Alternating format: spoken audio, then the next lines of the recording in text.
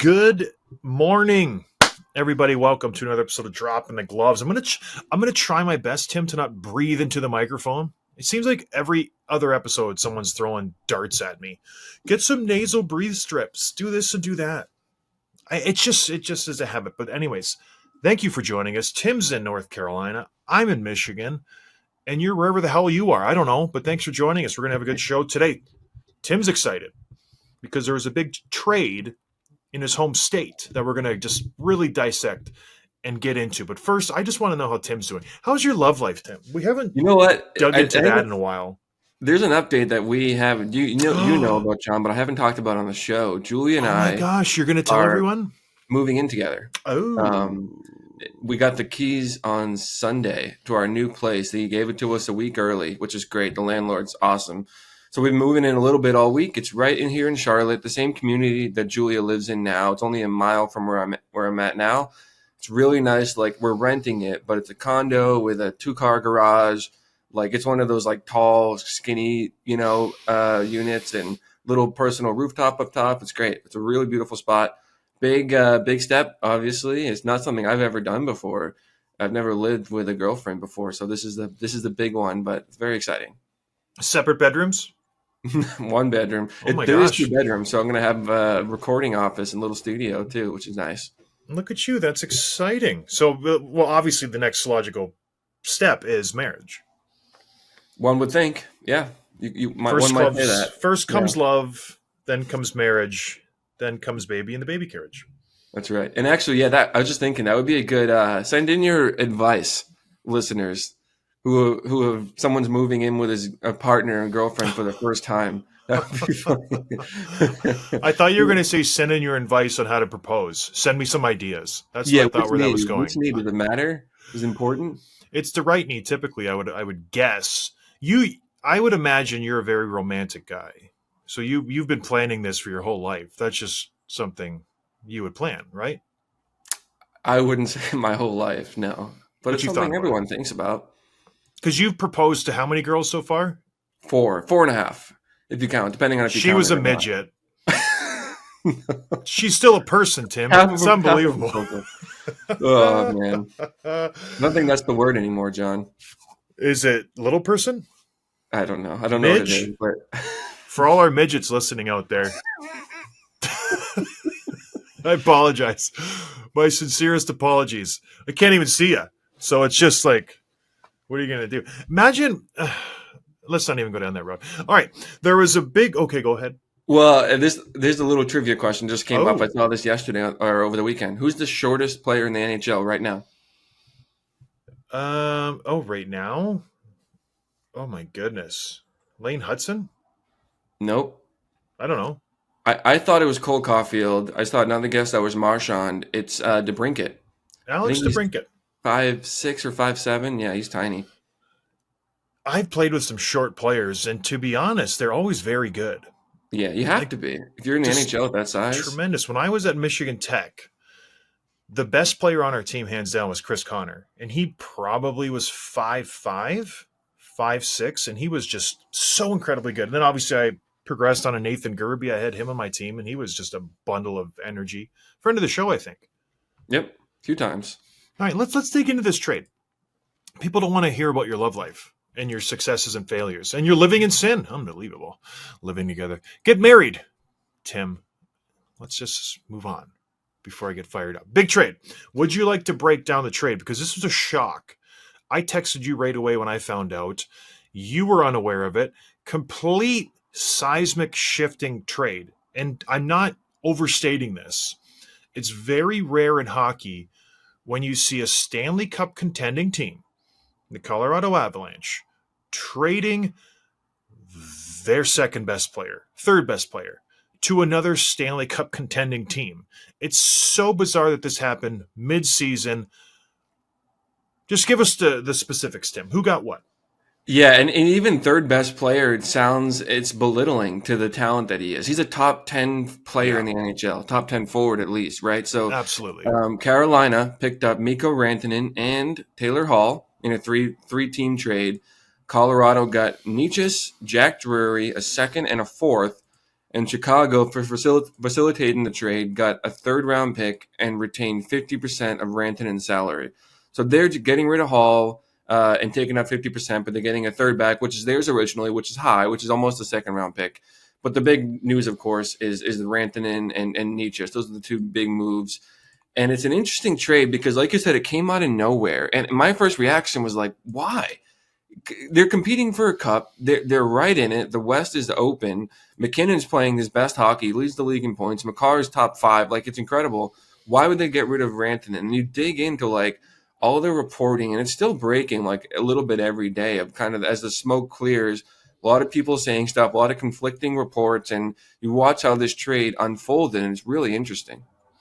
And good on the Carolina Hurricanes and their GM, Tulsky, because he came in, he took over a Carolina team that their modus operandi, however the hell you say that, they've in-house development, pride themselves on their defense, just hard work, everybody pulling on the rope the same way. That's how we're going to win. We're going to win as a team. And I've been saying this for years.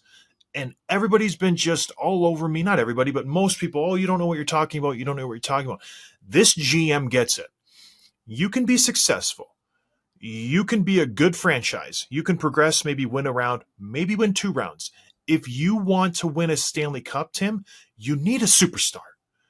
You need a guy at that moment who you can go get me a goal right now. We need it. It is crunch time. We're down a goal. Go score right now. Go get me the game winner in overtime. Rantanen is that guy. He's done it.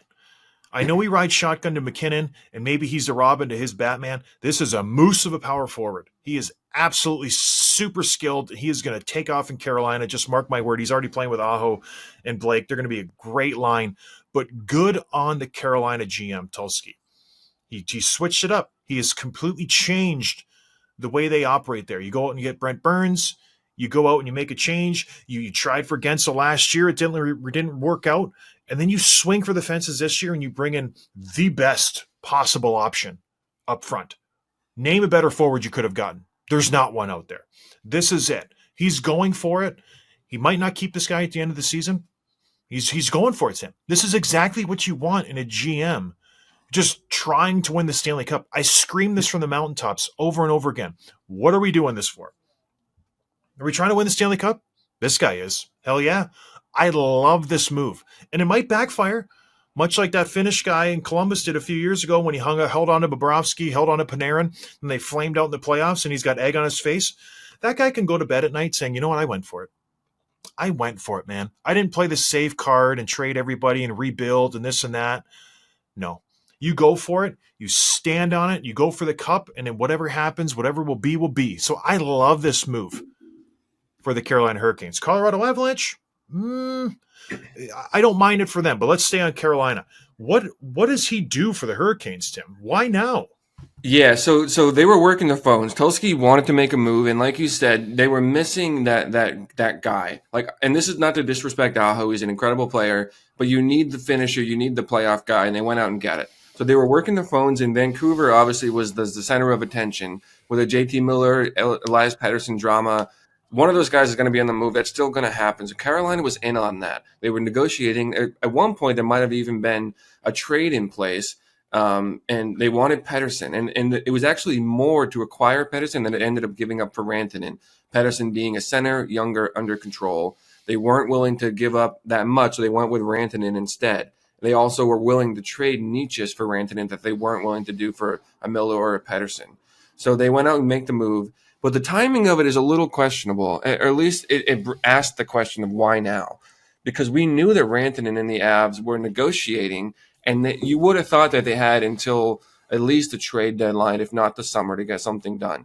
Just like we're looking at with the Leafs and Marner and a few other players. So Rantanen's obviously a pending UFA, and it brings up the question, why did this happen now? Why couldn't it have continued through the season? And this is where it starts to get really, really tricky because all these conflicting reports are coming out. There's a lot of finger pointing and a lot of blaming going on. And it starts with Rantanen. Last summer, a report came out, actually last fall, I think it was October, report came out that Rantanen believes that he could make $14 million in the open market. Obviously, the Avalanche couldn't do that for a few reasons. One is just the cap crunch. McKinnon already makes 12.5. Makar is going to be making at least that in the near future. So you just add up the numbers, and it's really hard to think that Rantanen should be the highest paid player in the league, making more than the other superstars on his team. Um, Elliot Friedman reported that the Avalanche were willing to make him the highest paid winger in the NHL. Right now it's Panarin, which would be number around 11.75 AAV, which is a lot of money, but it's a long ways off from $14 million. So you look at the timing of a trade and you think, okay, the Avalanche starting to realize that they can't get this done before the deadline. They're not going to get it done before the summer. They're too far apart. They're not going to get the number they want.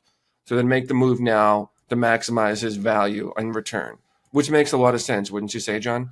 Yeah, if you're Chris McFarland, if you're the Avalanche general manager and you're looking how the market's shaking out and you're seeing this team in your conference, the Vancouver Canucks, dangling two superstars, and you're sitting there thinking, okay, I'm negotiating with Rantanen. I'm trying to get this contract done. It's not working. He wants 14 plus million. I don't want to invest 14 plus million in three players because we know Makar, he's going to get 13, 14 million when his deal's up in 2 years. So you have to start thinking what teams are in the market for a superstar of that caliber and can afford a superstar of that caliber and we can get a good return on. There's not a lot. There is not a lot of teams that are in that small market. So you got to get in the game, man. You can't just sit on your hands and wake up at the trade deadline and go, okay, I have Rantanen. What can you give me? It won't be as high as it is right now because your value's high. Rantanen is a superstar. You can get acclimated with the team, and you're the first to the dance. Typically, when you look at the trade deadline and you look at a trade season in any given year, the first deals kind of always get the highest return. And then it just peters off after that. When the Hagel got 2 first-rounders, Gaudreau got a couple first-rounders, then they set the market, and then it goes down after that. So I like what he did. He went out, he saw Carolina and had a need. They were kicking the tires in Vancouver. He came in, and he came under Vancouver's ask for Pettersson, reportedly. He comes in, he goes, I got this Nietzsche guy. He's good. And if I'm, Tulski, Nietzsche was a pain in his ass a couple years. He wanted superstar money. He wanted minutes. He wanted to be on the first line. He probably remembered that. He's like, all right, well, what is he going to do in 2 years when his deal's up? He's already shown his true colors, that he's going to be a pain in my side when it comes to negotiations, and his ask is super high, and he's just wanting, doesn't seem like a super team guy. Go to Colorado. Be a superstar in Colorado. We'll take Rantanen. Rantanen seems like a moose of a power forward who is very low maintenance. He's already played with 2 superstars, and he doesn't really complain much. He's okay with playing that role. Then you can come to Carolina, and we got enough money. When you look at Carolina's books, next year they can pay him $14 million, Tim. They're perfectly their contract situation is great for that. So I like what he did, and I liked what McFarland did too. He saw that Rantanen was asking too much. He went and surveyed the field, and he made a deal. Yes, his team is worse today than it was yesterday, but are you going to let Rantanen walk in the offseason? Are you going to hope he takes a hometown discount? Or do you have to make a move now to extend your window? You have arguably the best defenseman and the best forward in the world. You have to continue to try to win hockey games. So I think both GMs did a great job. I think obviously Carolina gets the best player, but at the end of the day, it's a win-win for both teams.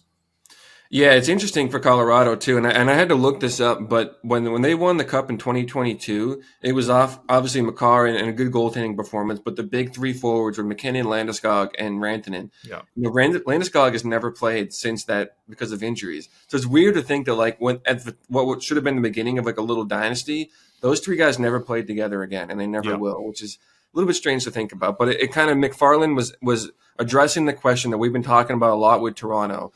Do you stick with the player and have one big run together and risk losing him for nothing in the summer, or do you maximize the value now? And it's a lose-lose scenario, because if you don't win the Cup, then you lose the player for nothing. If you keep him, there's a lot of things here, and it's always hard when you trade away one of the star players. Obviously, he opted for that. We'll see what the Leafs do with Marner. But then the situation starts to get really interesting, as if the trade wasn't interesting enough. But all these reports start coming out, and then suddenly it's like, okay, what was really going on in Colorado? So about an hour, or maybe the next morning, Andy Strickland of the Cam and Strick podcast, who's broken news before, he's got sources. He said that Rantanen was "quote unquote" completely caught off guard, and that Colorado didn't show interest in negotiating for long term. Rantanen is not happy. He's reporting what he's hearing either from Rantanen or his agents or something. And immediately you have other reporters like Greg Wyshynski and Adrian Dater, who's like the guy in Colorado, said that this Strickland's report was bogus. The team and the player have been negotiating for months. It really ramped up the past couple of weeks. They couldn't get it done, but Rantanen wasn't blindsided. His agent and he knew this was a possibility. Like, this is not Yeah. really a good report. And Adrian Dater even said, quote, "As I wrote back in October, negotiations between Mikko and the Avs stopped before the start of the regular season, and Mikko said he wouldn't talk contract until after the season." If that's true, that puts the team in a really difficult situation. So it's hard to know what exactly to believe, but at the end of the day, the Avalanche knew that they wouldn't get their number, whatever it was, 11.75, maybe 12, 12 and a half. And this is the really interesting thing that McFarland said. He said, Rantanen had the UFA card. We felt this is what we had to do. He knew like what was coming. It was going to be out of their control. Is either now or never for all the reasons, especially with the trade market being what it is. And now it literally limits the Vancouver's market for Pettersson and Miller. So if you believe what, I don't know, where do you come down on this, John? Who do you incline to believe here? I think I believe them all. I think it's a he said, she said. Everyone's trying to look good in the press for some reason. I don't get why all the reports have to come out afterwards. Oh, well, I wanted to stay and they didn't. I'm blindsided. I bet you Rantanen was blindsided. He didn't really expect to be traded, rightfully so. And I think they did negotiate a long-term contract, but maybe they haven't done it in the last couple of weeks because they've been working on a trade. I think it's all fair, it's all true, but I never really understood why teams go this route to try to just come out on top in the PR world, in the media. I don't want to look like I did the player bad, but this is so weird how it mirrors Toronto's situation so closely. The fact that McFarland set that limit, according to all sources, that he did not want to make Rantanen the highest paid player. 12.6 was his max. And Rantanen, if all reports are true, which I think it does make sense, he wanted to be paid more. And I think that falls on McFarland. You can't, and we went back and forth on this too. You can't just set the bar and say, okay, McKinnon signed this contract a couple years ago, 12.6. Times change. Money's worth less than it was last year than it is now. Inflation, such and such. There's more pool. There's more money to be had. You have to give guys more money just because he's not better than McKinnon. And the same is going to be said for Mitch Marner. Well, we don't want to give him 13 or whatever, $13.4 million. We can't have him making more than Austin Matthews. Why? Yes, you can. It's fine. When Austin Matthews signed his contract, 13.4 was worth this much. I don't know what he makes. It's around that number, but I don't like that reasoning. And GMs use that to kind of push players' salaries down and say, well, are you the best player on the team? You want to make more than McKinnon? Let's come in right under it. It's a nice number. It doesn't really make sense to me. But to go back to your point, I think I believe both sides. I think both people are trying to, play the victim in Rantanen's case and say, we tried. I didn't want to be traded. And then to McFarland's side, they're like, yeah, we're looking out for our team. So it is what it is. And this is the last tidbit on the he said, she said, is that Rantanen actually came out and spoke. He spoke to a Finnish newspaper, then I think he spoke to one of the guys in Carolina. He said, quote, "I was willing to take a significant discount from my market value. We had some chats a couple of days before, then they traded me. That's why I didn't expect it." Which begs the question, what did he think the market value was? And significant discount could be $1 million. So he's like, hey, I'm worth 14 and a half. I'll take 13. And it's like, well, you're already like 2 million over what we want to be at. So that's not really a huge discount. So yeah, we won't really know, but more information will come out. But he wasn't the only one blindsided. Head coach Bednar didn't know. McKinnon didn't know. They were asked after their game last night, and you could see how deflated they were. McKinnon even said, I never thought in a million years he would leave. It just sucks. So this is a blow to a locker room. This is a group that's been together for a long time, and Nietzsche is a good player. He might even be a 100-point player in this system playing with McKinnon and Makar, but Rantanen was part of this group, and now he's not. So, yeah, this is a huge fallout for them.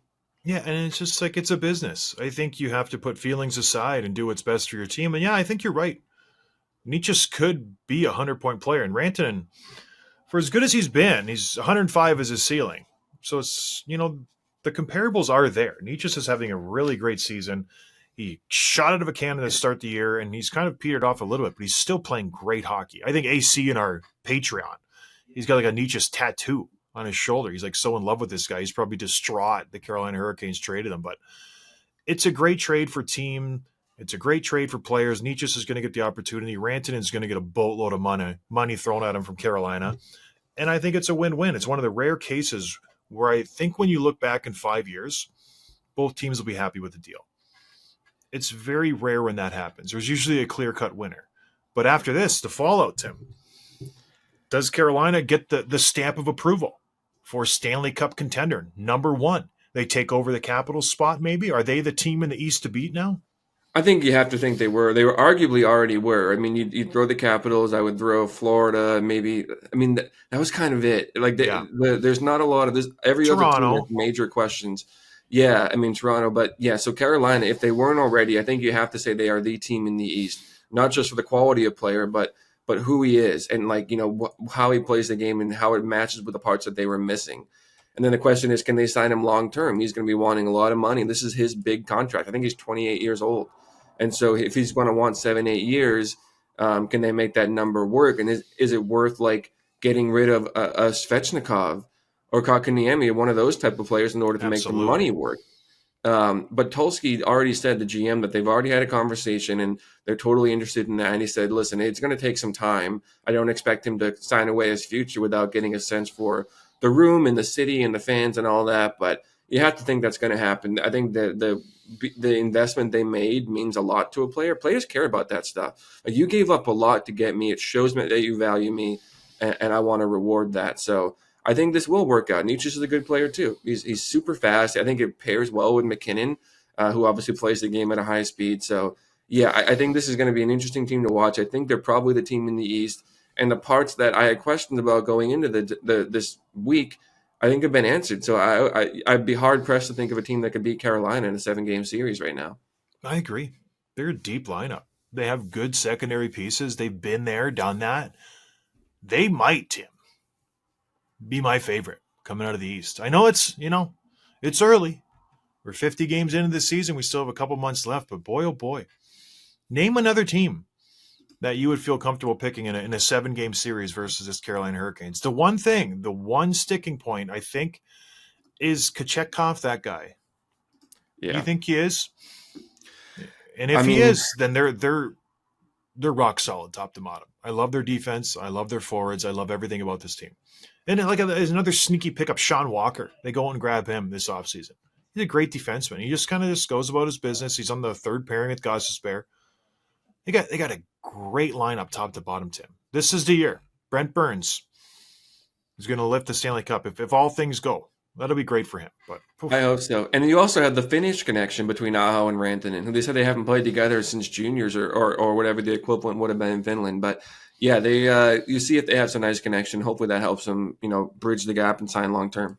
And Taylor Hall must be ecstatic. He kind of flies under the radar in this deal. He does. He's just kind of the thrown in piece from Chicago, which I don't understand. Chicago, I get they retained salary from Rantanen. I get they wanted to get rid of Hall. Could they not have gotten more than a third rounder? You figured just retaining salary you'd get a third rounder. I don't quite understand how they worked in this situation, not trying to get a little bit more draft capital. But they were there. And Taylor Hall's, he's loving life right now. Second line, flying under the radar, playing with Kotkaniemi and Svechnikov. Talk about just a line that has a lot to prove.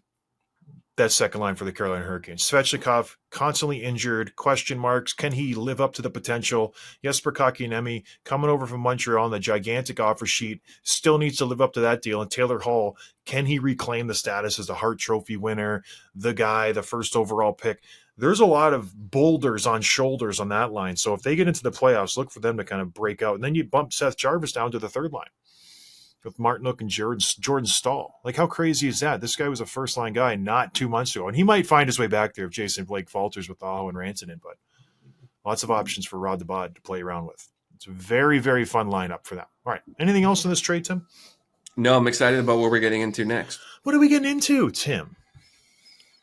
So obviously it's a new year, it's 2025, and a lot of teams have been doing these, quarter century teams, the best lineup, and anything from best Americans to best, Bruins or Blackhawks or best, even like the junior teams are doing it, the best players that have come through. So I thought it would be fun for us to do the same thing, and we'll keep it broad. We'll just call it the best NHL players.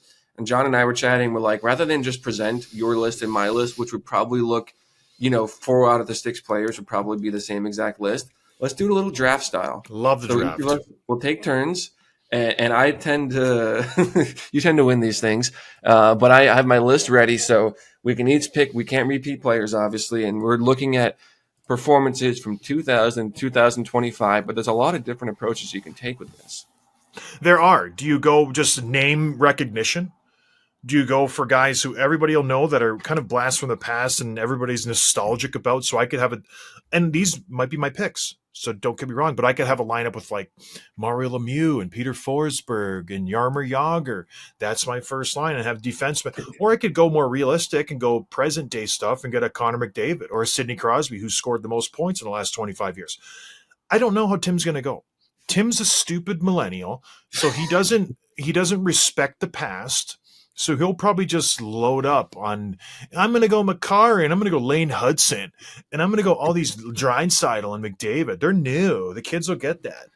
Not me. I'm going to play it smart.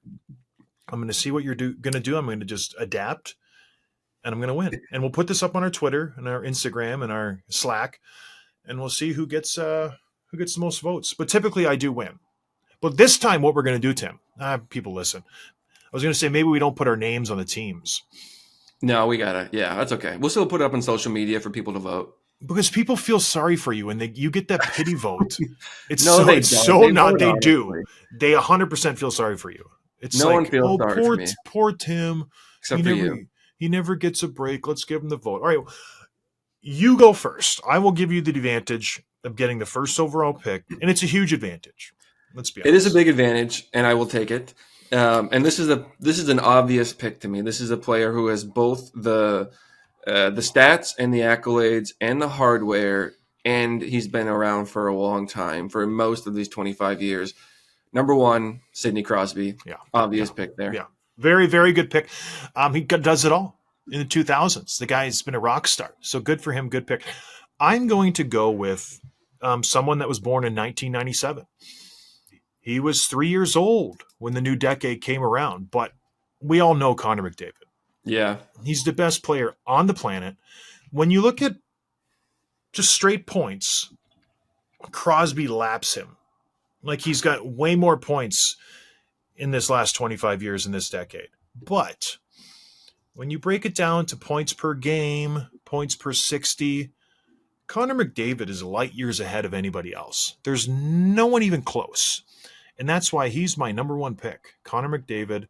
I get Crosby's good, but how can you go wrong with Connor McDavid? It's so fantastic. All right, there's my number 1 pick. That's a great one, because I kind of thought, I'm looking at the list. I'm like, okay, the Crosbys, Ovechkins, Iginlas of the world, Malkin, Thornton, and then McDavid. And he slides down because he's further down the list, like you said, but you realize he's done it in fewer games. Yeah. Great pick, John. My next pick, this one feels obvious to me, and it's his partner in crime. It's his arch enemy, Alex Ovechkin. I think you got to have the best player of this quarter century, and then the best goal scorer potentially of all time. So Crosby and Ovechkin are my first 2 there. He does. You're overloading on guys who are they started their career in the 2000s. I think Ovechkin started playing in 2002. Crosby started playing in 2004, 5. So they played the lion's share all of their career in the 2000s. They've almost played the whole 25 years that we've had in the year 2025. So I know what you're doing, and I get it. I kind of like it. I'm going a different route. I'm going for more quality and less quantity. So the quality of the play is you're doing a lot with the limited time you have in that decade. So Connor McDavid has only played 10 years in this decade, maybe 11. Good quality, high in quality. And my next pick, not a lot of time in this decade. And maybe it was the tail end of his career, but he still put up insane amounts of points in the very little time that he had in this decade. And I'm going to get a little bump from name recognition. It's Mario Lemieux. I'm taking Mario Lemieux with my second pick because I can just imagine him and McDavid on that first line. Crosby, Ovechkin, that's fun. That's cute. Lemieux and McDavid are absolutely terrifying to think about on a line together. Big, strong. I know Lemieux's not fast. His vision, his hockey IQ, second to none. You say Sidney Crosby has hockey IQ. Lemieux invented the term. The guy is light years ahead of everybody else. And even Gretzky said, Tim, if this guy doesn't get hurt, he's the best player to ever lace him up. So there you go. I've already won. This is such a bad pick, John. He played like 150 games. 170. 170, and how many points? 229. That's great. But this was a 25-year window, and you picked 5 of them. Okay. All right. Points per game. He's points per game, points per 60, way more than Crosby. So you have to. I'm going for quality, not quantity. Well, your next pick should be Patrick Marleau then. No, it's not. But it is. Okay, this is a fun one. And I'm glad this is working out this way because it even balances out the positions. And we can pick defense or goalies too. There's no order to this. Oh, we can, Tim? I mean, it doesn't matter the order, but I'm going to go with another forward. And this is the guy. It's great to have an American on the list. It's great to have a guy that had won the Calder Trophy and 3 Stanley Cups. Patrick Kane is my third pick here. Absolutely nasty player. You're rolling your face. Yeah, you're just mad because you're not going to have him on your team now. He's fit. It's a good. I don't want to. I love Patrick Kane. It's a very strange pick. It's a very strange pick. I have 7 cups so far in my team. Do you want to compare Stanley Cups, or are we comparing best players? Because I can start picking cup winners. All right, I'll do one right now. Let's see what you got. If we're going to do cup winners, I'm going to go on the back end. And I'm going to go with the guy who some say is the best defenseman of all time. And he's won a ton of cups. And he's one of those do-it-all type players. And it might come out of left field. Tim's probably never even heard of this player because he's a little bit older. Nicholas Lidstrom from the Detroit Red Wings. If you talk about a guy who just does it all, talk about a guy who you can plug into any situation and be successful.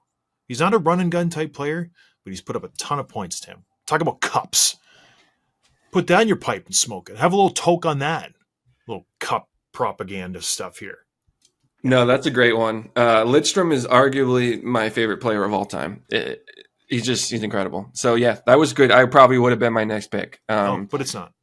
It's not. So I'm going to pick another defenseman because I don't want you to have both of these guys. And there's so many good players. But I'm going to pick a guy who's still in the league, still playing at a very high level, but he's been around for a while. He's got 2 cups. He's got only 1. It should be more Norris trophies. My top defenseman pick is Victor Hedman. Oh, my gosh. What a terrible pick. Another Swedish player. Lidstrom is his hero. I am over the moon with Victor Hedman. I don't know. John, he's. You can make the case he's the top 10 defensemen in the history of the league. Like, yeah, I'm more than happy with that pick. I can't believe you're letting me win this easily. He's a great player. Oh my gosh. If everybody's listening, Tim does watch hockey. Like, he is a fan. So I don't know where this is coming from. So it's just very bizarre. You're picking Kane and Hedman. This isn't an all 2010s team. This isn't. You start in the year 2000. Let's see what you got, John. I'm going Cale Makar. Nice. The best defenseman since he stepped foot in the league. He changed the way teams play the game.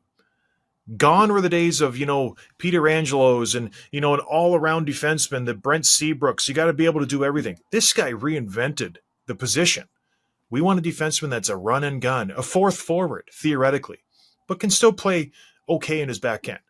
He's a Norris Trophy winner. He's a Stanley Cup winner. The guy pretty much took Colorado to that next level. Imagine him with Nicholas Lidstrom. Oh my gosh. Like, it's over. It's over. It's just Victor Hedman. It's crazy. You're crazy. Oh, you're going to hate some of probably my last pick. My next pick, I'm going to be the first one to pick a goalie. Arguably the best goalie of all time. Certainly, I think, in this window. Look at every stat, and he's on top of the leaderboard. Martin Brodeur is my goalie pick. He's a very sweet pick. Yeah, he again, you go quantity over quality. Martin played a ton of games. Do I think he was the best goalie ever? I don't. But that's a great pick. It's a good, for me, I would say, Tim, you've had your first two picks were great. Ovechkin and Crosby, rock solid. Your last three, terrible. We're going to let the voters go for this. Mario Lemieux retired in 2005. Kid can't even Come say on. his name. Kid can't even say his name. Yes, I know that one was a little bit of a stretch. I'm going for sentimental value on that one. I'm going for, and he was good. That's the thing. He played not a lot of games, but he put up a ton of points in the games that he played. All right, my last pick. You have two more. Two more, excuse me. I'm going to pick my goalie last just because you've already picked your goalie. So I'm going to, well, you got a D coming up. I go back and forth on this. Do I go sentimental value back in the day with a Peter Forsberg, a guy who was absolutely rock solid power forward? Everybody knows what he did with the Avalanche. Or do I go with a new type player? Talk about multiple Stanley Cups.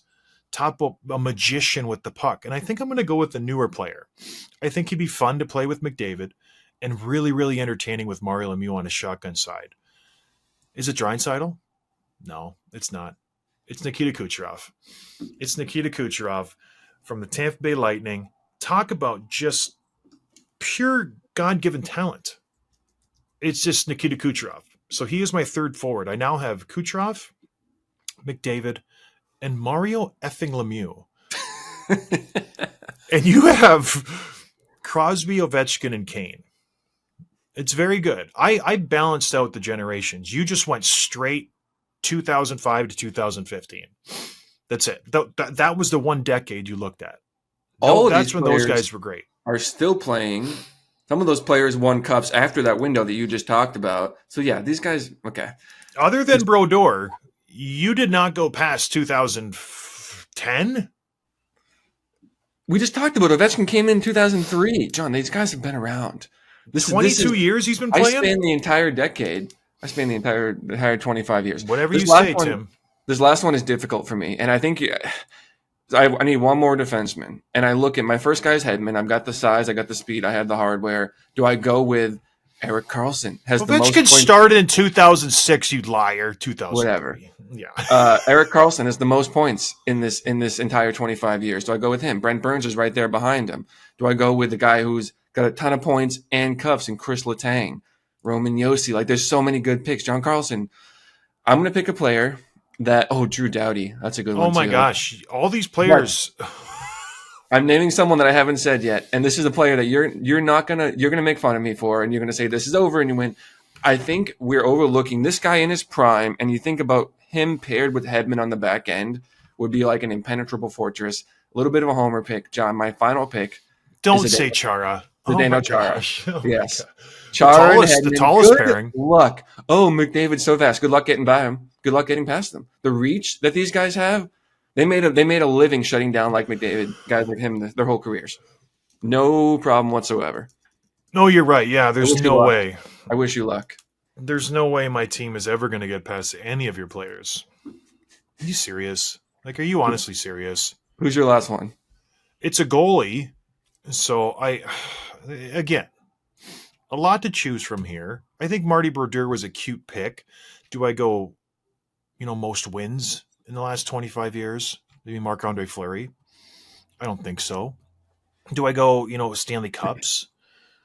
You go Vasilevsky? There's a lot of great picks, but I'm going to go, oh gosh, Tim. I think I'm just going to go more recent.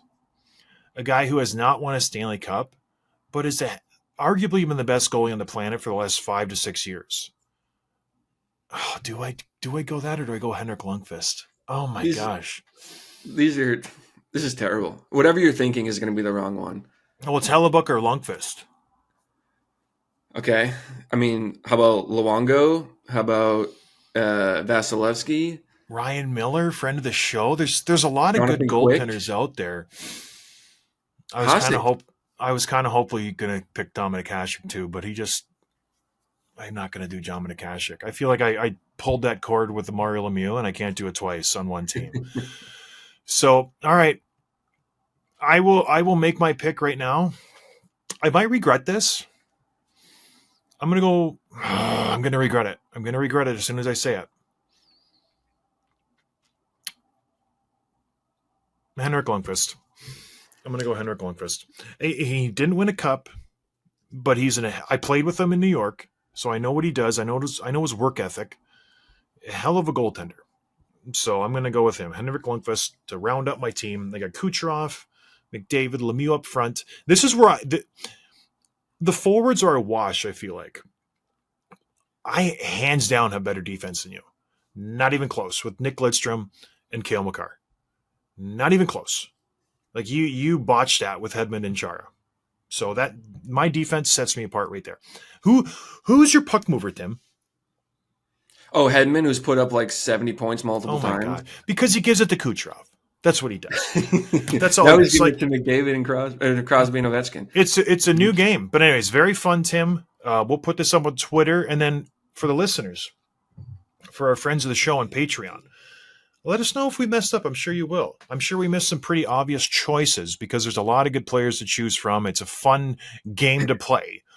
But yeah, please let us know because we're only human. And I'm sure there's like a young kid or a goaltender or this and that. Like you mentioned Dominic Hasek or some guy we left out, even like an Igor Shesterkin who's played fantastic in, the few years he's been in the NHL, or Patrick Waugh who played a couple games. But You know what, John? I'm surprised that you didn't pick a guy who's third most points in these 25 years, Jumbo Joe, your pal. You could make a case for him being up there.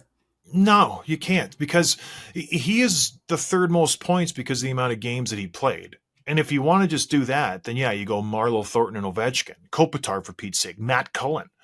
You go with quality, not quantity. I think I went with the guys who had the best careers over that 25-year gap. Maybe just different mindsets. What defines a best career, though? Stanley Cups, points.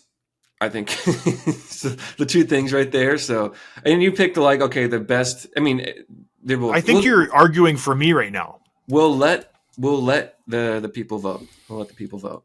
I agree. But anyways, is there anything else, Tim? Let's do some couple quick hits before we get out of here. Yeah, the Blue Jackets lost Sean Monahan to a sideline injury about 6 to 8 weeks, so we could see them make a move, or maybe this shifts them to the seller category. He got hurt a few weeks ago. The Caps re-signed Logan Thompson to a 6-year, $5.85 million contract. He has been very, very good for them. We were saying before the show, we're going to have to spend some time on the Capitals and what they've done, and what he's brought to them is incredible. Oh, he's been arguably the best signing that they brought in this offseason, and he makes less than $800,000 this year. Like, talk about nailing it for the Washington Capitals, and a blunder by the Vegas Golden Knights to let go of this guy.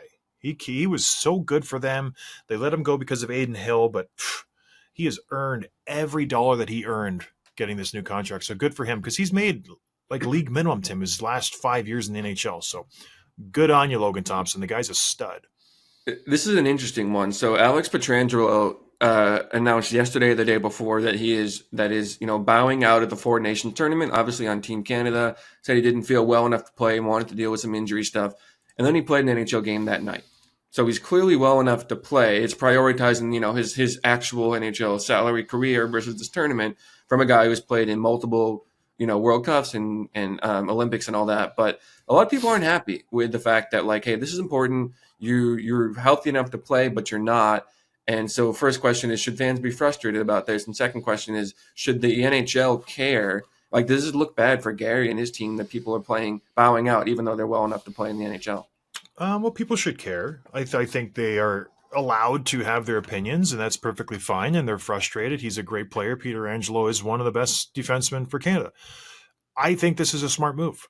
Your allegiance lies with your team, whoever signs your paycheck, and that's the Vegas Golden Knights. So whatever, like, he might have some underlying issue that, you can play with, but it stinks. And would a nice 5 or 6 day break be good for you? Hell yeah. The playoffs are around the corner. You got to get 100%. So why risk that by going to the Four Nations, which doesn't, let's be honest here. The Four Nations doesn't have the same weight as the Olympics does. It doesn't have the same weight even as a World Championships does. It's cute. It has some history behind it, but it's not the same. And so if I'm these older guys and I have an issue, even if I just want to break, I want to exhale. Hell yeah, I'm not playing. Sure. So yeah, I don't think Gary cares at all. So good for DeAngelo to prioritize his team and his health over just trying to make people happy. I like it. Cool story last night. This kid named, I would say kid, a man, A Dominic man. Shine. Dominic Shine is from Detroit. He played at Northern Michigan, John, in your old league. Made his NHL debut last night at 31 years old after playing 9 years for the Griffins since graduating college. So really cool to see guys at that age make their debut and stick with it for so long. And even if he gets sent down today, he'll have that forever. So pretty neat. I love that Yeah, I stuff. saw that. Good story. Even coming from a terrible school, like the Northern Michigan Wildcats, who were arguably the worst university in the world, some people say. Yeah. So good for him. Last one here. We're saving Eat the best it. for last. Eat it. This next one. Eat it up and take it, Tim. This is in your face. Tony DeAngelo signed with the Islanders over the weekend. 1 year, $775K prorated for the half the season being gone. And what's interesting about this, like we talked about last week, he got cut and released from his KHL team. He signed with the Islanders at basically league minimum, had to pass through waivers because of the point in the season that they're at. No one else claimed him. And this is kind of funny too, that I want to say it was either Brock Nelson or one of the guys on the Islanders had or Horvat. They had a bunch of like unsolicited text messages from players and other people around the league saying, "Hey, Tony's a great guy, great teammate. You're gonna love him. Like he's gonna fit in well with your locker room." So John is just itching to jump in. John, your guy, your boy is back in the league. I'm just waiting for you to say something. I was wrong about There you this. Yeah, I thought he was done. I thought he was, and not because of the Boom. talent. Obviously, he's a very talented player. I didn't think anyone would touch him, and here it is a week later. So, Tim, there are I was wrong. players in the league who have done some very terrible things. Yeah, Very, very terrible things. Making a lot of money. And you thought that Tony DeAngelo wasn't going to be allowed because he's a little outspoken about some things? Not a man. chance. The guy's a talented player. We knew he was going to I knew he was going to tie on somewhere. And funny thing, he shows up right off the plane, jumps in the first game. Pulock gets hurt within the first 15 seconds. Tony D plays 25 minutes in his first game for the Islanders, and they go out and they beat the Carolina Hurricanes. It's a fantastic showing for him in his first game. I watched most of the game. He played great. He's obviously has jet lag coming from Russia. But yeah, it's good to see him back.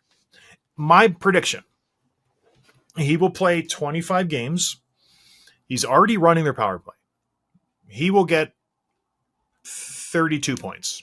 He will be over a point per game guy in the NHL. They have no one to run their power play on the island. This guy is going to be, he's going to get a lot of points. If you play fantasy, pick him up right now because this guy is going to be good. He's going to get 18 minutes a game. He's over a point per game. That's my prediction with this guy. I got to figure out what the heck happened with Noah Dobson and how he fell off so much. But I don't watch those games. Maybe someone else will let us know. Anything else, John? No, I'm glad you acknowledged your mistake. I appreciate that. That's big of you. But anyways, Okay. That's all, everybody. Thank you for listening. We'll talk to you all on Thursday. Cheers.